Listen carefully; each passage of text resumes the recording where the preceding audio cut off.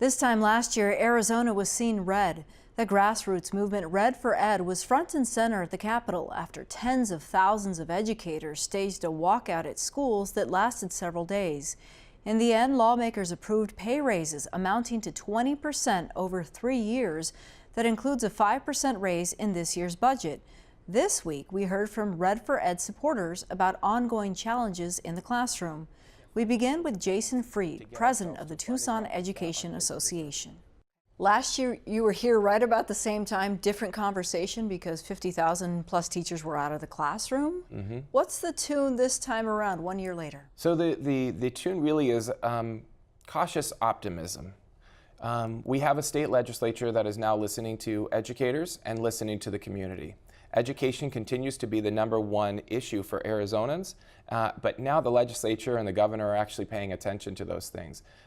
If you recall, a year ago, the governor was saying, all I have is 1% for raises for teachers. And now we're seeing significant raises, and most are doing a really good job at spreading that money, not just to teachers in the classroom, but teachers outside of the classroom, as well as the support staff. And so we are in a different situation. What I would probably say is that cautious optimism says, okay, is the next piece going to happen? Is the next 5%? Is the next 5%? And does the governor and the state legislature think that somehow they've addressed the issue at this point? Because we're critically behind when it comes to education funding in Arizona. One thing that we've continued to see this year are the signs, the T-shirts, the writing on car windows. Absolutely. Those same people were involved in the movement last year. What is the intention this time around? So Red for Ed is still absolutely alive and well. Nobody has forgotten the struggle that exists in Arizona's schools and the realities that exist. And so at this point, any student in a public school in Arizona who is under the age of 16 has been in a system that's been underfunded and continues to be in a system that's underfunded. We're over $700 million behind where we were in 2008 funding levels. So when you look at that reality, although we did take a step further and step forward, we are far from anything that looks like a finish line. You just laid out some of the concerns. How does the movement move forward, and what's next?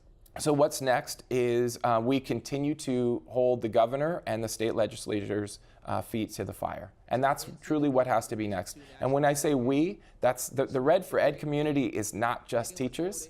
It's teachers, it's classified staff, it's parents, it's community members, it's all Arizonans, because Arizona is saying loudly, we need to do better for our kids. And to be able to do so, we have to increase the funding. We are woefully underfunded when it comes to counseling. And we know, and we've seen all the ills that we're struggling in Arizona and as well as nationally. Counseling staff is absolutely paramount. Security, as much as we hate to admit the world that we live in, violence is part of this world, and so we need to be able to make sure that our kids are safe at school, and most schools have 1 or 2 monitors to keep 600, 800, 3,000 kids safe. And so when we look at those kinds of pieces, very few schools have a librarian at all. Some schools, libraries are essentially closed.